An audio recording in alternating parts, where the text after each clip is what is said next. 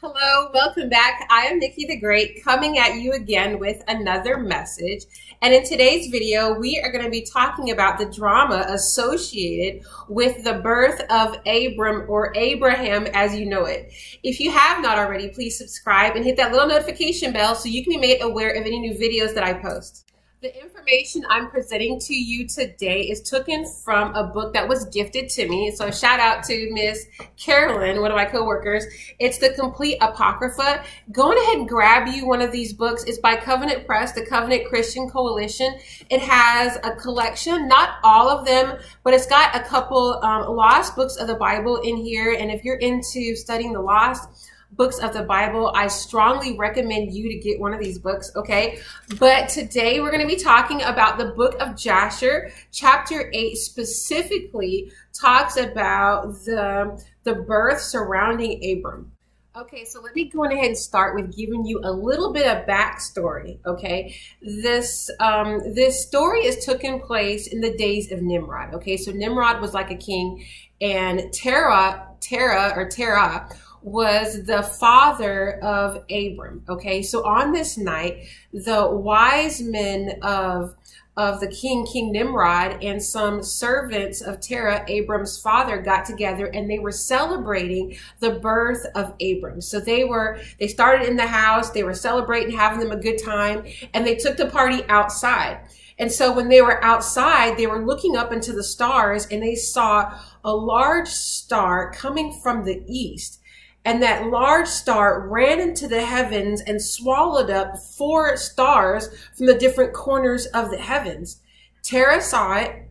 The wise men of King Nimrod saw it. And Terah's servants saw this. And they were just dumbfounded that all of them saw this. And it was a really, really big deal. So after this vision that they had, they all went their separate ways to their own dwelling places. And later on, the next morning, they all came together and they were talking. And the wise men was sharing amongst each other what they had seen and what it meant. And they knew that the birth of Abram meant something significant. It meant that he was going to be prosperous, that he was going to multiply, that he was going to, his nation, the nation that he was going to produce was going to conquer other nations. And so the wise men said to themselves, we must tell King Nimrod of what we saw, because the celebration originated because of this great birth shower of Abram. So do you know what these wise men did? They went to King Nimrod and they shared with King Nimrod what had happened and what they had seen. So before the king they went, the wise men and a couple of the servants of Terah, and they shared with the King Nimrod of the vision or the thing that they saw in the skies.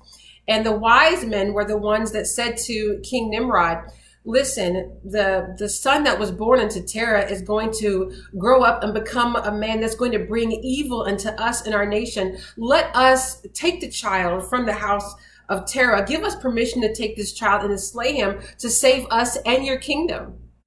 So King Nimrod called for Terah to come, and so he can ask him of these things that these men are saying. So in Terah came, and the question came to Terah from the King Nimrod, are these things true of your son and these things that were seen in the sky? And Terah said, yes, they are true. So the King Nimrod said, go on ahead and give me your son so that we can slay him. And I'm going to fill you and your household up with gold and silver. This is where the story gets really, really good. So in response to what King Nimrod said to Terah, Abram's father, is, O king, I have heard what you have said, and I will do whatever you have asked me to do. So Terah continues and said to King Nimrod, O king, let me share with you what conversation I had last night. And so King Nimrod said, okay, share with me the conversation you had last night. So Terah, Abram's father, starts to share with King Nimrod of a business deal he had with a friend of his. And so he was explaining to the king that the horse that you gave me, O King Nimrod, I'm going to sell it to my friend. And the king said, The horse that I gave you, you're going to sell it to your friend? So the king Nimrod asked him, well, how much are you going to sell this great horse to? Or how much are you going to sell this horse for? Now, just to give you a little bit of backstory, the king had a fleet of horses. He had beautiful horses.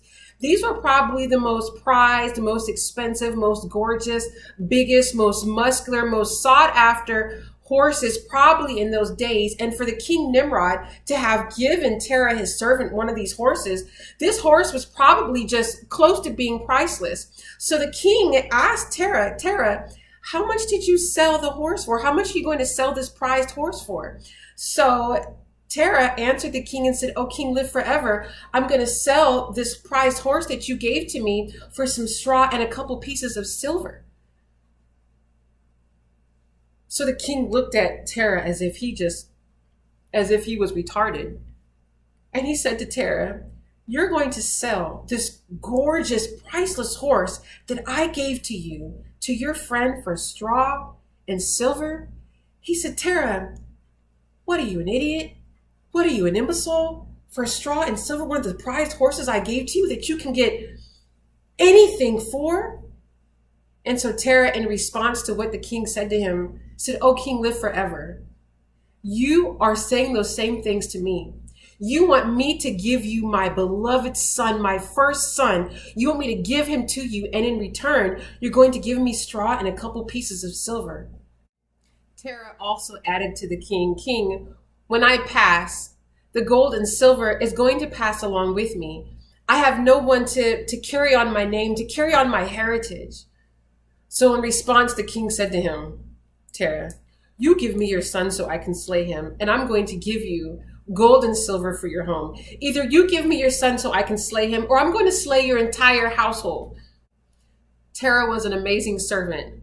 And in response to what the king said to him, Terah said, oh, king, I will do whatever you have asked me to do. Whatever seems right into your eyes, I will do it. But he said, just give me 3 days. Give me 3 days with my son before I turn him over to you.